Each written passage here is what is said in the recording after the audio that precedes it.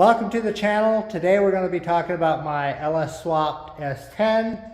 We're going to go over some of the things that I have changed on it since I last made a video, talk about how the truck is doing, and we're just going to catch you guys up on some stuff because I haven't posted a video in quite a while.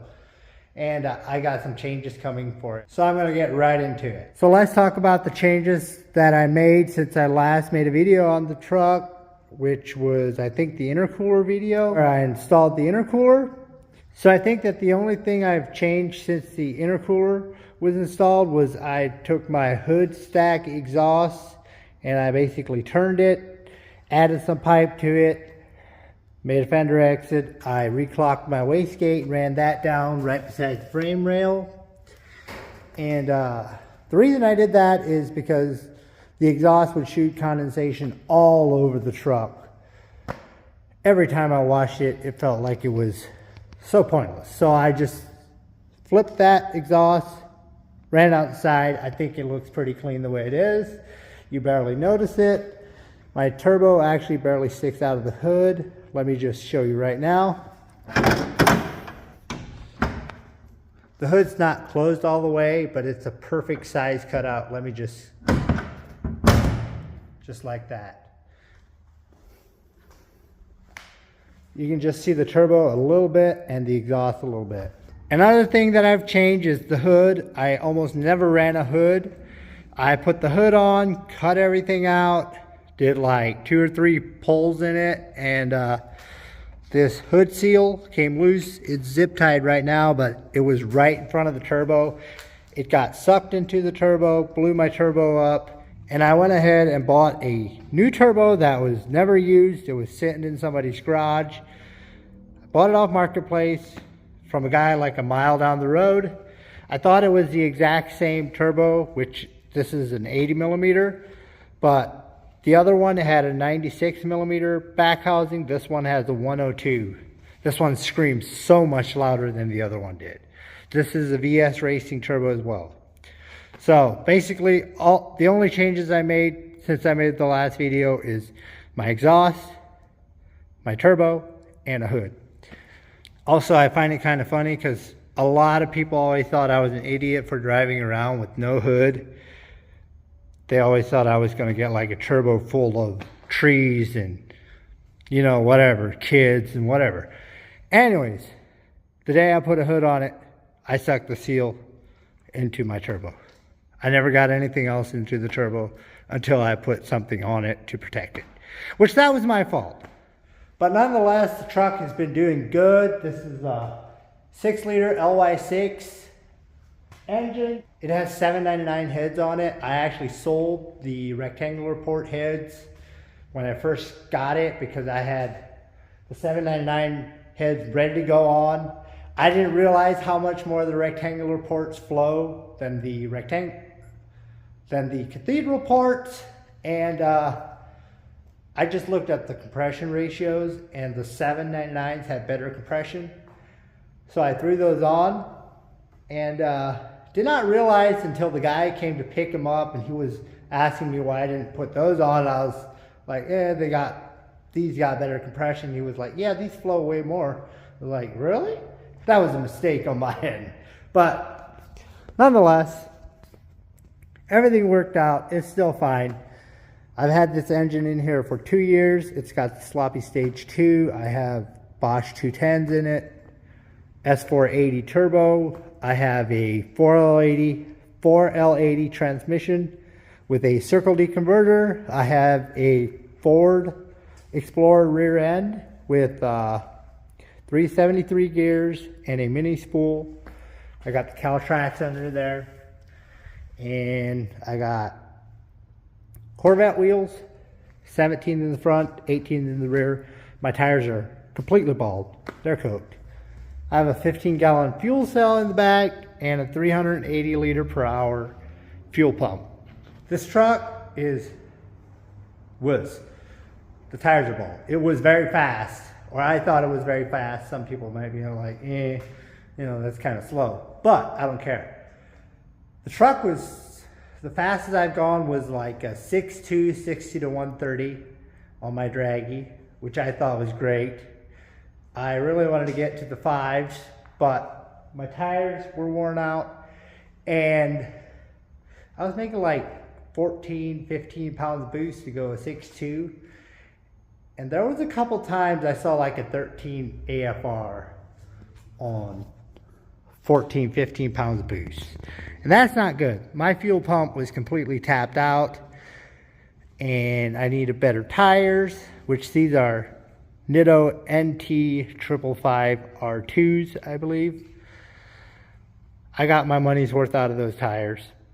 The rings on my engine are gapped, and this thing has been in here for like 2 years, and it has done countless pulls. It's done so many pulls. Like, I built this thing to make a lot of power and to floor it and take the abuse, and that is exactly what I do with it. And it's still hanging on 2 years later.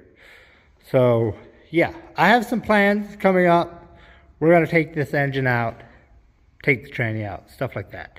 It's going to involve that stuff. The truck has been overall very reliable. I've had very little issues with it. I've driven it like 2-3 hour road trips, like round trips, sometimes even almost 4. And it's held up. I put it through a burnout contest this summer, and I've done that before, but this summer I popped some tires again, and this bed is cooked. Got all the rust here anyways. The bottom side of the bed is also rusted out like the bed rails. We got rust on our rockers, and this side gets even worse. This side of the bed was bent like all the way up here. This part was bent up. I just pulled it back down. Right here's the bed support actually sticking out the bottom. This side has paint peeled off of it because when the tires pop, it actually blew the paint off right here as well. And my cab corner is missing here, and my rocker's missing as well. The truck has been great for the last 2-3 years that I've ran it, but the truck needs some work. The body is so beat up. The engine is very good yet. I would like to put like a aftermarket intake manifold on it, like a BTR or a Edelbrock ProFlow possibly, but that would also depend on what cam I'd go with. I have a sloppy stage 2 right now. I'd get rid of that. I would like to do those two stuff to the engine, and I should also check the rod bearings just because it's been in a while and I don't want to go to the junkyard, pull another engine. So I should probably check on that.